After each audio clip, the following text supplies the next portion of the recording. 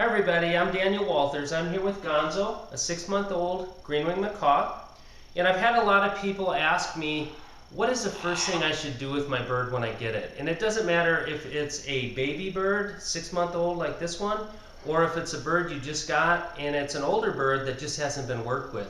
I think one of the most important things we can do is do your fundamentals or your foundation in the beginning, and that's going to make everything else a lot easier. So I think how you hold the bird is one of the most important things we can do. It kind of sets a tone for everything else you're going to do later. So I'm going to show you that. I'm going to pick Gonzo up. When they're young, their legs aren't real strong and they have a hard time stepping up. That's something we will work on as far as saying step up and then getting him to step up. But in the beginning, I'll just pick him up by his feet, and then I want to show you the position to hold him in.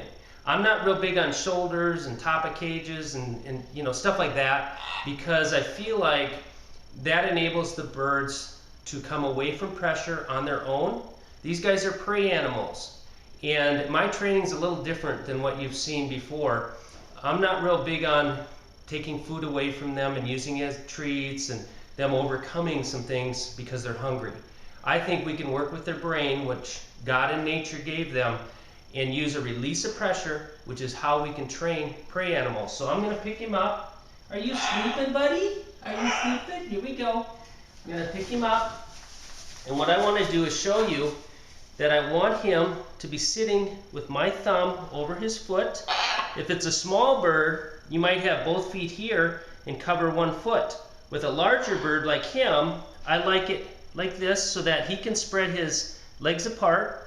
If you have a small arm and hand, they can pick which is comfortable for them, how wide.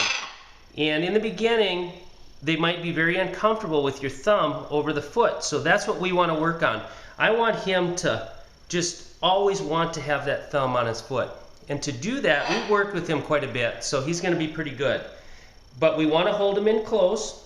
A lot of times people hold him out here, and it's almost like they're afraid they're going to break him or he's going to fall or whatever. And they're like, oh. But I like them in here. They feel more secure.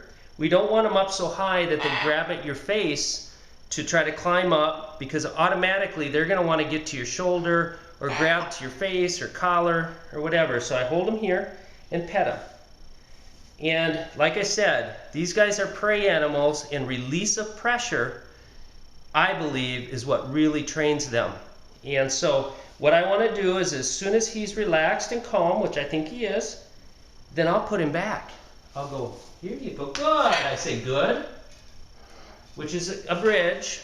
That's what gives you time to give him the reward, which I think is release of pressure. And then he can relax.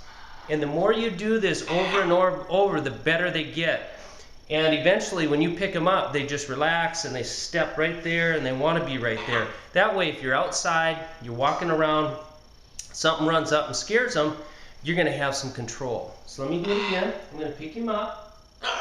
Daniel, let me ask you a question. Sure. Some people may wonder why he's a prey animal. Well, my training is a little different, I think, than a lot of things you see. Prey animals actually have their eyes on the side of their head, which a bird does. They have monovision, which is checking out the distance of a predator or something coming toward them. And so what happens is, if they get to the point where they're very scared, they're going to take off. In the wild, they fly away. And that's how they got their release of pressure. And that's a reward. So what we want to do, since they can't get away, generally what happens is they bite, or they get scared and nervous, and that's because they're going in the reacting side of their brain and they can't get away. So that's when the bad behaviors start, because they can't get that release.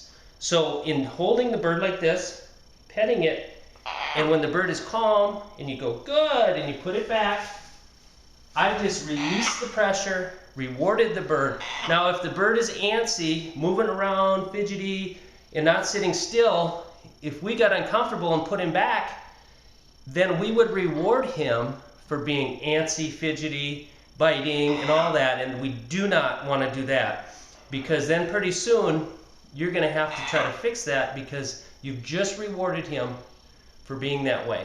So release of pressure, I think, is one of the best ways to work with these guys. And this is one of the first things, is basically just squawking, just reacting, that's all it is. I'm gonna put his foot there, get him in position, hold him in, and cuddle. And good, and then you can put him back. And eventually, you can hold him longer and longer, and he's more and more comfortable. And I want all my birds to be very comfortable sitting just like this. And like I say, no shoulders. The reason with the shoulder thing too is honestly, you know, we talk about how they can feel more dominant because they're up high. Well, naturally they want to get up high. In the wild, they're up in the trees and they feel safe there because they can stay away from predators. But the fact of it is, the first time you go to get them off your shoulder and they back away and get away from you, then they've released that pressure and they've taught themselves basically to get away. And then pretty soon you see people trying to scrape them off their shoulder and so forth. So I don't believe that's something we should start. And so position where you hold them like this, I think, is the key, and it's a foundation to your training and what we should do in the beginning with our birds, whether it's a baby or an older bird that hasn't been worked with. And like I said, wait till it's calm, don't put it back, and don't release that pressure when the bird is nervous or acting up. Good. Very good. Good boy.